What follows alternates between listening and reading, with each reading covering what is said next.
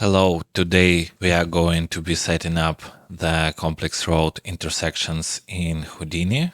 There are many tutorials about road intersections, and I have seen many great tools that allow you to achieve this kind of result, but I found that they are often either overly complicated or break down too quickly at every edge case. So yeah, we have pretty decent results here, and I thought it's a great idea to share my approach here, and I'm kinda proud of it. It's almost like making restaurant quality pasta with ingredients from your kitchen, and it's pretty fast. We have some nice topology, we can handle pretty difficult cases, and if we compare, so right now I have set up like this, so it's just a combination of some Voronoi and some random curves that I have drawn. Let's just try to add some additional geometry here. So I will press enter and start to draw a curve from random place, and I can be pretty sloppy with this one, and it still will try to do its best to handle the intersections. Even at some extreme cases, it's not perfect and it can be tweaked to your liking and to your particular setup and needs.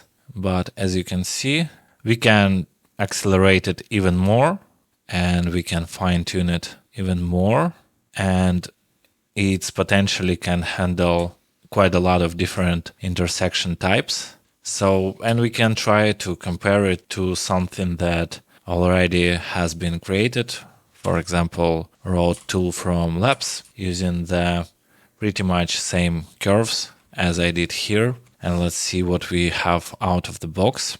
And yeah, as you can see, it's slower, and we pretty much have lost our initial shape at some points, which we don't ask for. And it seems like it's pretty complex to adjust. Maybe I will be able to get decent result from this tool, but I'm convinced that good procedural tool gives you results out of the box. You should be able to get 90% there when you just drop some node.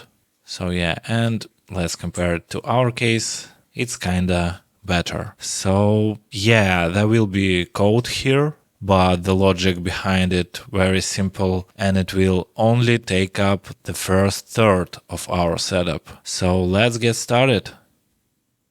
Let us start with breaking down the initial concept. It's actually like stupidly simple. What we need to do, let's say we have some curves with arbitrary topology, which means there is no particular account for intersection points, so we don't know nothing about this at the moment, and we need to flatten it. Usually it's easier to manage this. We probably want to store some kind of rest position, but it's different discussion. And then we just need to find these points, these intersection points. Luckily, there is a particular node that will give us this information. So we get our points. Now we know not only the points, but also we know which primitives has its point as an intersection. And also we know the value from 0 to 1 on each of these curves. So in this particular example, it could be something like 0, 35, or any other float value from 0 to 1. So based on this information, we will be able to split each line based on the intersection points. And then we will split it once more. So we need each segment to go either outwards or inwards. This needed for us to be able to extract the curves that would be used later as a source for crossroads geometry. So let's go to Houdini. And this is really simple concept overall. And we will start with looking at the setup. So I have draw curve set to ZX plane just to get maximum arbitrary curves for testing. Then I flatten the scale in axis Y. Then I get rid of any unnecessary details, and then I've resampled this once more to get additional smoothness in these curves. that's basically it. So for now, as you can see, we have just separate curves without any account of intersection points. Let's add intersection analysis node. It has given us some points, which corresponds to intersection points of our curves.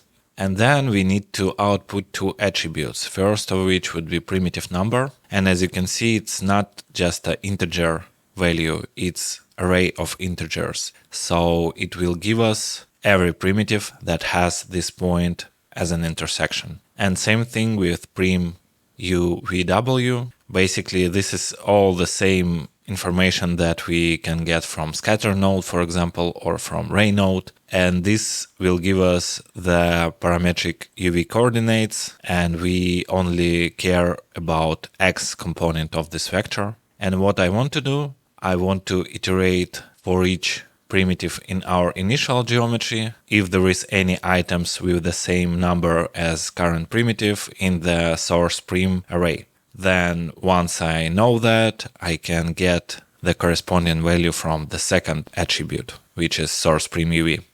To do so, we will need to create attribute wrangle. We will set this attribute wrangle to primitives. So let's start with creating float array attribute. Let's call it chords, and it would be equal function array, which allows us to create arrays. And second step would be to iterate for each point in the second input. So points that we have generated. So as usual, I less than n points from second input. And as usual, I++. Next, let's create a couple of variables. We probably will promote them upwards, but for now, just to not spend time, let's create them inside of loop. So first one would be source primitive, and we will get attribute source primitive from each of our points. So point, second input, attribute would be source prim, because we call it that way. And the point would be I, because I need to set initial I value to 0 here. Now it stopped complaining. Then we will create second array. And just to recap, we simply have gotten this array attribute to array variable. That's it. And second one would be vector array variable. So vector, and let's call it source UV. And of course we need to say that this is array using square brackets. And actually we can just copy this expression here and change attribute name to source prim UV. Then let's store the number of element of this particular primitive in source prim array. So to do so, we will create variable called, let's say, prim ID. So let's use function called find. This function will search in some array for particular element and will return the number of this element in array, position of this element in array. So first argument would be an array. So in our case, it's source prim. We don't need to use square brackets once we have initialized this. So we can use it just a simple variable. So nothing special here. And the value that we try to find is primitive number. So current primitive number. And then we will write a simple condition in which if this value would be less than 0, which means that we haven't found anything. In this case, we will just skip to the next iteration. Just to not overcomplicate our code with additional curly braces or if blocks, we can just simply say this loop when to stop in that way. And then we will append new value to the initial array. And the value that we will append would be some value from this array source UV. So it would be source UV. And the number of element from this array would be the prim ID that we have found. But we don't need whole vector. We need just X component from it. So we will type X. And let's look at what we have gotten. So as you can see, we have chords array, which consists of initial values 0 and 1 and the values that we have added to this array. Last step to do here is to sort this guy. So it would be like that. This particular attribute would be equal sort from the same attribute. So we're just saying that now you are a sorted version of yourself. And as you can see, everything sorted. So this is our first step. Now we care only about values inside of this particular primitive, so we can go on. Next, we will cut primitives. Basically, what we will do, we will create new primitives on each of these segments, and we will get rid of initial one. Pretty simple. And just to save some time, we will reuse the function from previous session, and this function would be prim from array. I will just remind you what this custom function is capable of. Basically, it's taking current primitive and based on some array variables from 0 to 1, it will create new primitives using the initial primitive position. So we can control topology in the place of previous primitive, previous curve in our case. Next, let's store this attribute for simplicity to variable, and it would be float array coords, which would be equal this initial attribute with coordinates. And then we need to iterate through each element of this array and create primitive inside of each iteration. So for integer I, as usual, equals 0, I less than length of this coords array, so number of elements in this array, but -1. And the reason why we use -1 in this case, because we will need to get next iteration from the current one. So you will see what I mean shortly. And then as usual, I just create a body of function here. Let's start with creating variable called iters. So number of iterations, number of new points in each primitive. For now, let's make it equal channel iters that we will create later. Then we need to store new values that we will get from current element and the next element. And let's actually define them before. So let's call first one float v0, and it would be equal the element from coords array number I. Next one, float v1, would be equal element from coords array, but the next element, which means I plus 1. In this float new list array, we will use resample linear. We also have used this one in previous session. And then we will create array from v0 and v1.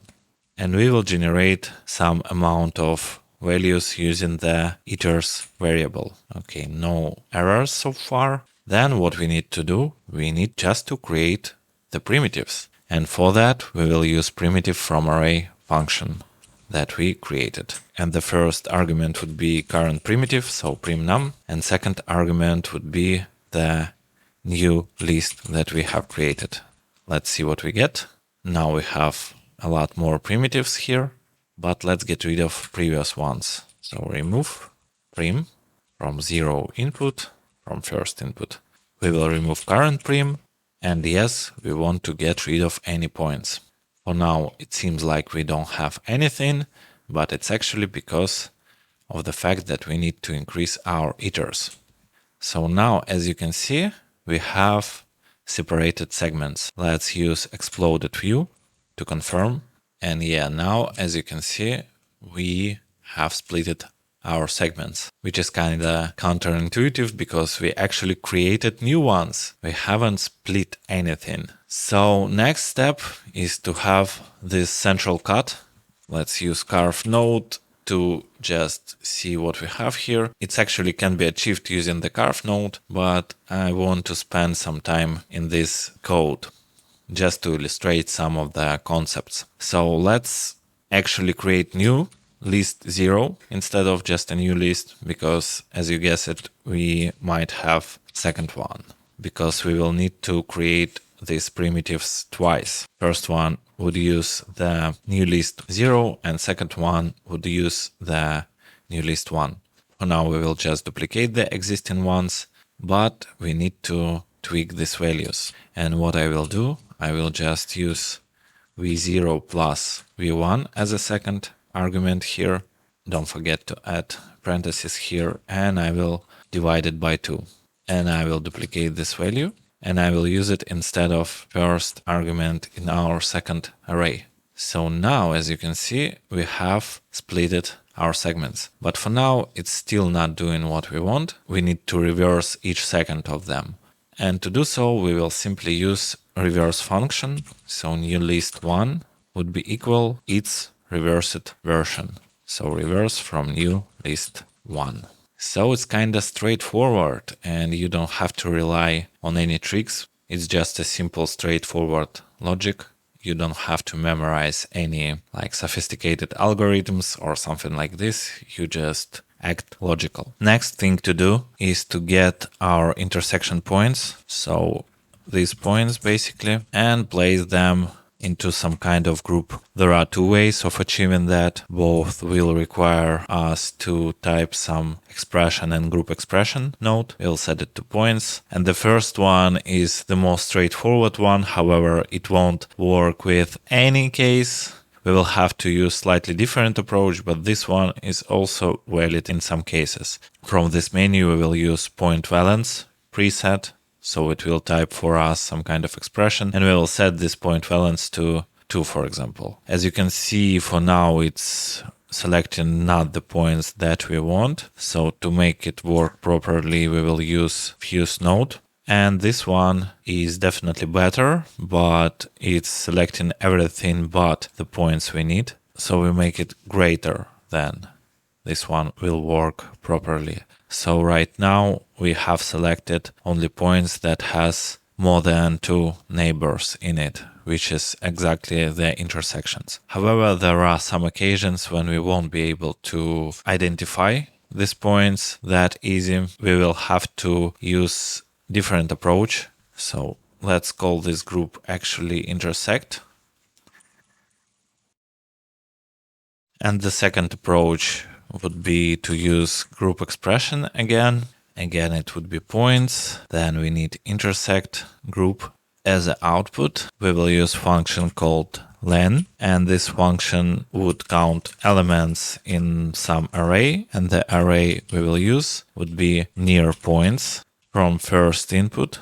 As a sampling position, we will use position of points in 0 input. We need some kind of radius, and we need maximum amount of points. And we search for any occasion where length of our array is more than 0. So we have found something. As I increase my radius, I will select the points that correspond to these points.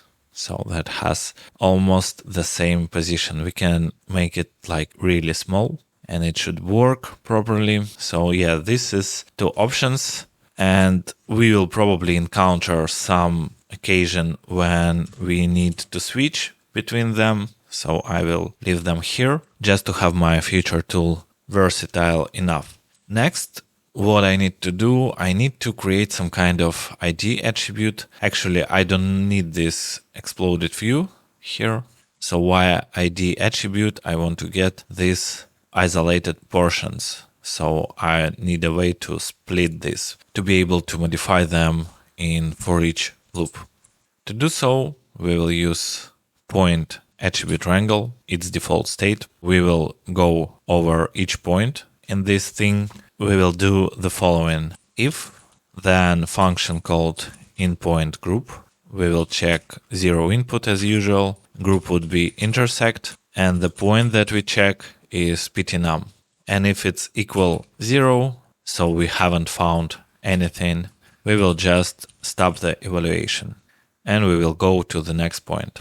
But if current point is in intersect group, we will execute the following code. We will create variable, array variable, it would be integer, and it would contain point prims. So every primitive that contains this point would be returned in the form of array. So every primitive with this point. And for each primitive in this array, in array called prims, because we will set ID attribute. So we will use function called set prim attribute on the 0 input. Attribute would be ID, like this. It would be primitive as a element on which we assigned our attribute. And last one would be the value. There is also optional argument. It's keyword that will define what we will do with this value, but for the most part we can skip it. Let's check if we have done everything correct. So let's add color and let's use random from attribute, and it would be on primitives, and attribute would be ID. Let's disable. So yeah, as you can see, we have different colors for each thing here. Also, I want to identify the segments that don't have any intersection in it, these ones here. And to do so, I will initialize this ID attribute before. So attribute triangle, we will call it ID init. We will set it to primitives, and attribute ID would be integer, would be equal -1 for us to later separate these two portions. And this one is set ID. Now we can split primitives with ID equal -1. So to do so, it's better to set group type explicitly, then name of attribute, then equals -1. Usually there shouldn't be any spaces between the entities here. And now, as you can see, we successfully got rid of unnecessary parts for now. Let's create a null here. Let's call it cross. And this one would be, for example, outer roads or something like this. And then let's start with getting actual cut. To do so, we will create for each connected piece. We don't need any connectivity attribute here.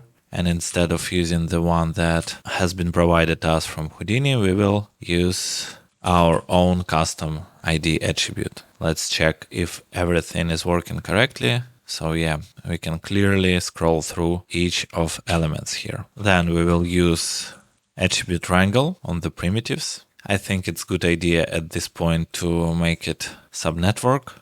Go to the edit parameter interface, make it invisible, and we will create two variables here. First of which would be length, and let's say it would be from 0 to 10 is fine. And then we will call our thing limit. It all will make sense pretty soon. And limit would be from 0 to 1 or even from 0 to 0.5, for example. So let's add some kind of length. Let's add some kind of limit and let's dive inside. And this attribute triangle would be on the primitives. And we will use a library that goes with Houdini, but haven't imported by default in our context. So we will have to do it ourselves. So we will import additional library like this. So include.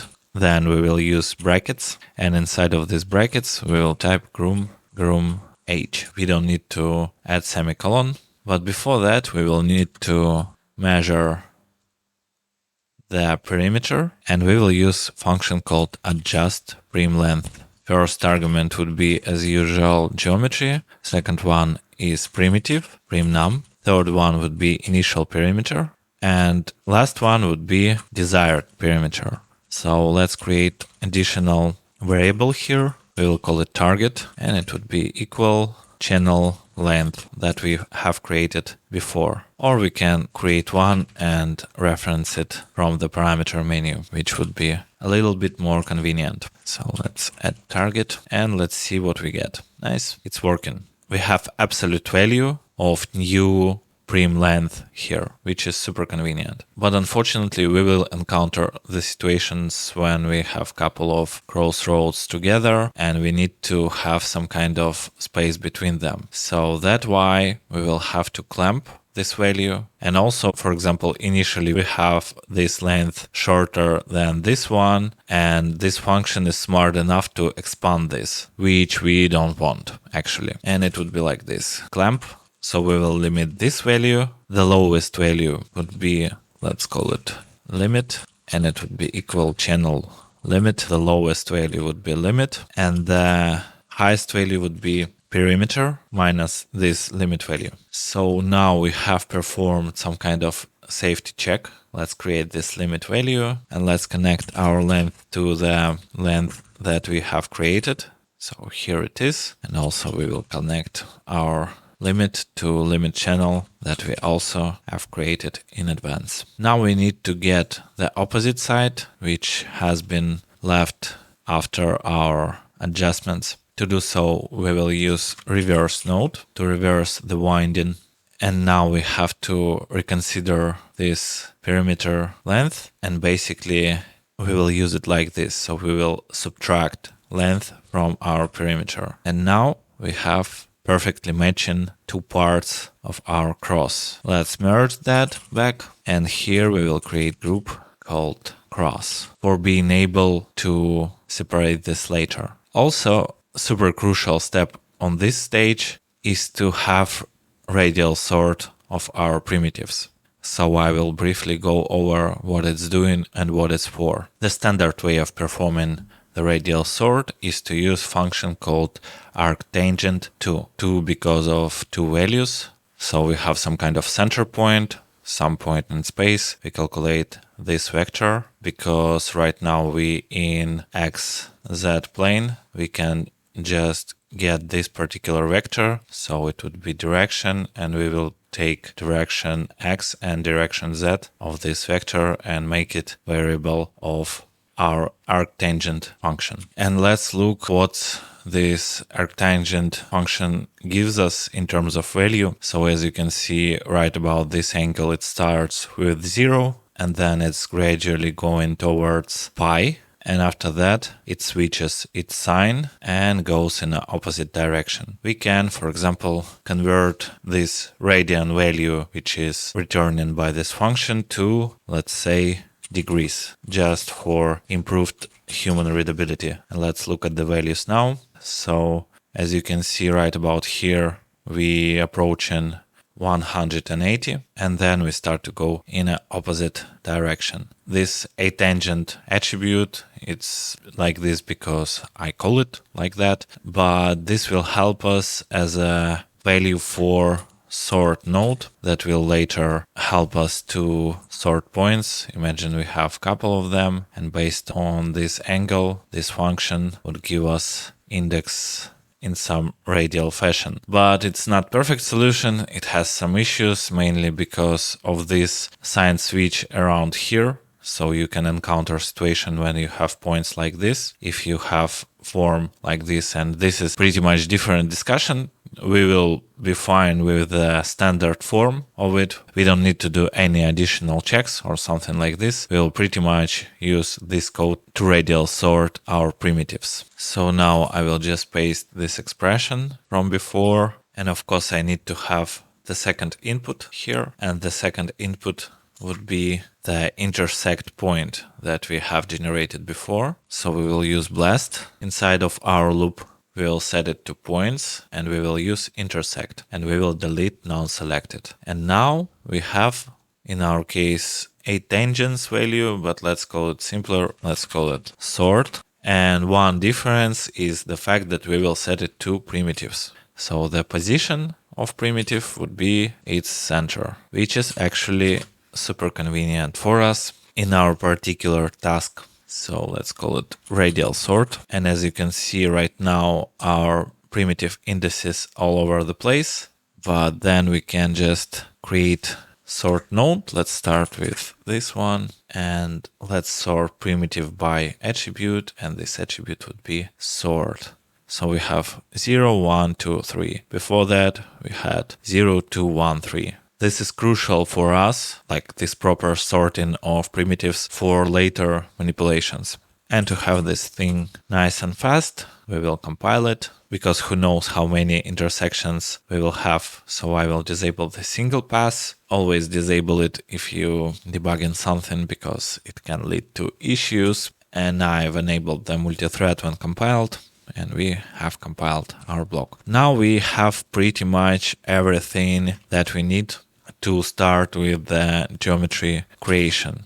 This is surprisingly simple, actually, if we have fulfilled all the requirements. So having the proper geometry, having the proper primitive sorting, and the proper vertex direction, vertex order, because this is really crucial steps for us. And let's start with splitting the outer parts. So I will select only non-cross, and here this would be only cross. And I will start with creating geometry around outer roads. We will use sweep, and I will set it to ribbon, and I will set it to output bilinear mesh. And actually I will change the ribbon width to 1. Let's call it actually inner roads. And instead of using these values, I will control my width via attribute. And let's say at this point, after set ID, we will create p-scale attribute, and it would be equal just a p-scale. There is an issue with adjust prim length function. The last point hasn't gotten any attributes from the points, so probably it's better to set it after again. And also we can duplicate this one and connect this p-scale to here, just to not lose track of it. And then what I need to do, using the way our direction is working, now I can get these inner portions here. So I will extract this. Now we have these curves that we will use in our geometry creation inside of cross. So we're looking kind of backwards. And if we display them both at once, you will see that we have some information already, which is crucial to our particular approach. And let's check if our attribute's intact. What we need to get is ID attribute. We need to make sure that we have stored it. And yeah, we can rely on this ID attribute. Then let's create for each connected piece again. We will delete connectivity. We will use ID as a piece attribute. This one will go inside. We will create second for each begin node simply by duplicating existing one, and we will use fetch input mode.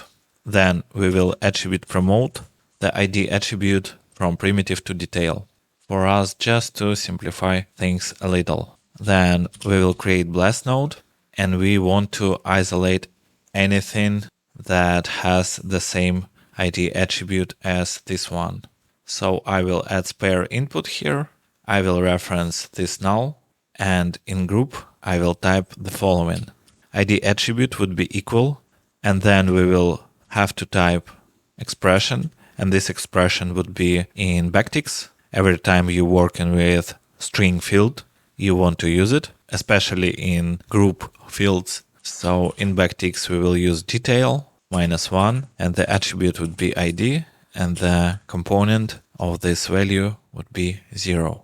And let's check if we have everything correctly. So let's just merge it temporarily. Yes. So once we scroll through our geometry, you can see that we successfully get all that we need. Next, we will have to create additional internal loop, and this one would be for each number. And this part is the part for which we have sorted our polygons radially before at this point. And then on each iteration, I need to get this and this, then this and this. So current iteration plus next iteration. However, because we have limited amount of iterations, on the last one, we need to cycle back to the first one to get all the information that we need. Let's set up our loop properly. First of all, we need to get correct number of iterations. For that, we will add spare input on the for each end node, and we will reference this null here. And we need to get number of primitives from -1. Then we need to get current primitive and the next one. To do so, we will use blast again, and blast will use two spare inputs. First one would be this metadata, and the second one could be this input. Unfortunately, we cannot just reference it directly, so we will have to reference it via spare input if we want to make it compiled later. And here in the backticks, we will type the following: detail -1, iteration 0. Let's check if we even get something. So we have gotten the current iteration. Let's get the next one. So it would be +1. As you can see, we already have run out of indices. So that's when our second spare input comes in play. We will use modulo to cycle back to the 0 primitive. And as a count, we will use n prims minus 2. So from the second input. And now we have both of our primitives. We can merge them, and just for consistency, we will do the same on the first blast node. Next, we need to add sweep. Construction would be bilinear mesh, and the surface shape would be ribbon. I don't need that much. Of course, we need to set width to 1, and then we will need to extract curve from this. Extract, and we need to reverse one of the primitives here. Reverse, let's say 1.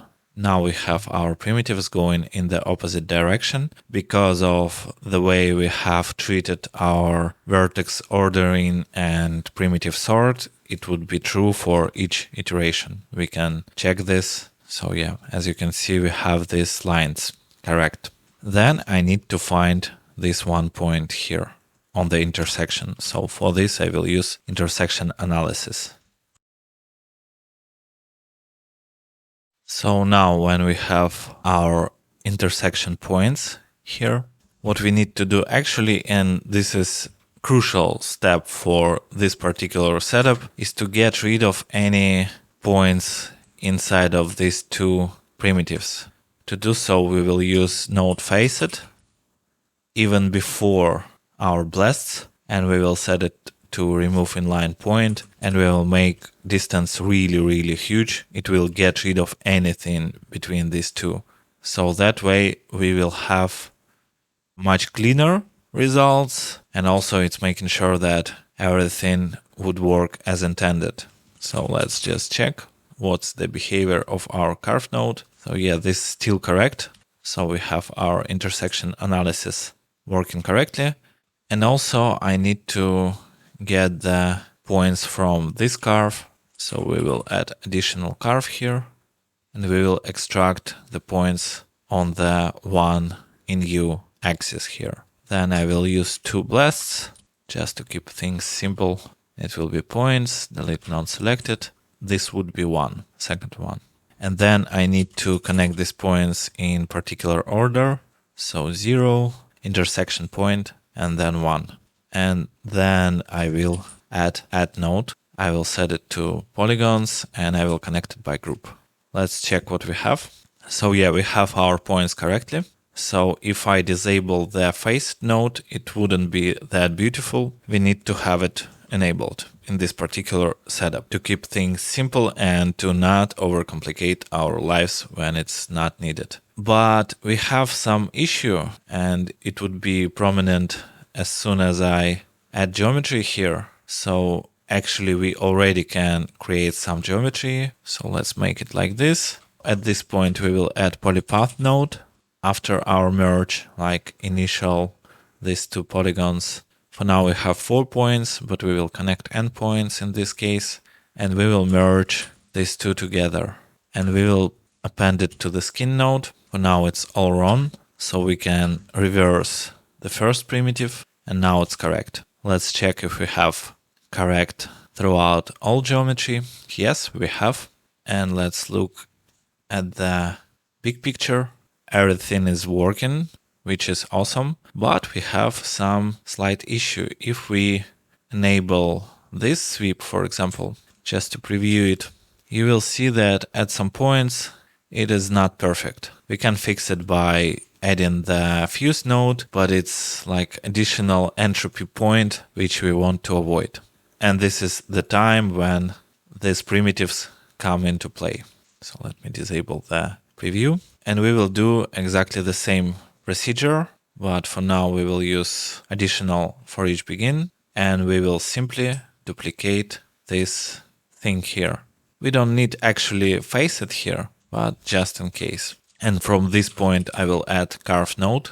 I will keep only outside, and I will create super tiny polygons like this. It's almost non-existent, but we actually need some primitive here, and we will use it to project output of this carve node onto this to slightly correct it. So we will use ray, and we will set this ray to minimum distance, and we will output this ray instead of just a curve node. And let's look at what we have, bigger picture, and now we don't have any issues in intersections. This one is different thing. Cool. Let's actually start to append our final geometry. So it would be columns equal to, but here we will add polypath and we will connect endpoints to have smooth main roads. If we want, we can output polygons, but for now I'm happy with the linear mesh. We can copy it. We can create a null here, roads geo. We will copy it and we will create obj merge, place it here, export relative path, and we will merge these two together. And from this point, you already have pretty much everything that you need to go on with detailing stuff. You can resample things. For example, you can resample this one, make it subdivision curves, create a new resample here to match amount of points. And here we will use maximum segments. We will add spare input. This resample would be spare input and segments would be endpoints, -1 and -1 endpoints. And we will use resample by polygon edge to avoid these issues. And we need to divide it by 2 before subtracting 1. Let's check if it's correct.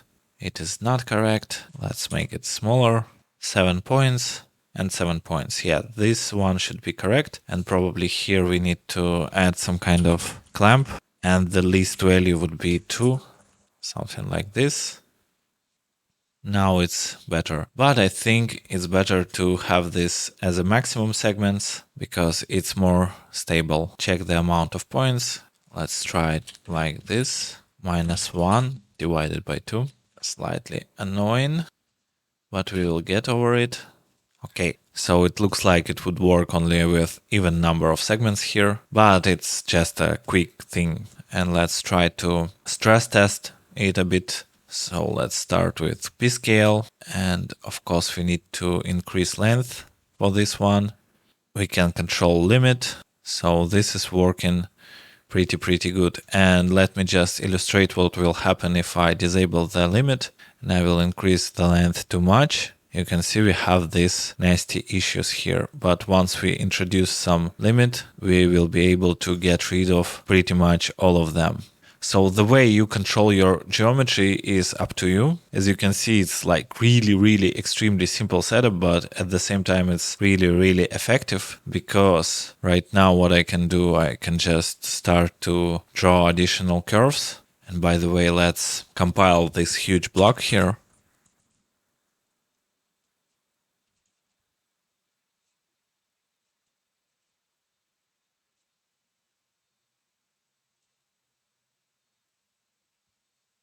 And I can start drawing and get the intersections right away. We need to append back these outer roads, so we will merge that with the polypath. And now we have complete roads geo. But as you can see, we have slight issue with these lines. You see our primitives is inverted at some points. So what we can do is to use winding number node to fix that. So after sweep, we will append winding number. We will attribute promote, the attribute that this node has generated. So let's call it just a W with 2 underscores, and let's set it to ZX plane. And we will promote it from points to primitive. And let's analyze this value and let's negate value here. Look at the primitives and you see some of them is negative. What we need to do is to have our reverse node to reverse only primitives that have attribute v less than 0. And voila, we have fixed our issue. Let's check if the UV coordinates is in order. Yep, they all the same. And also here with skin, we also can output this geometry. And of course, this resample thing is just one of examples. You can use, for example, polybevel node. You can use something custom, but yeah, look at that.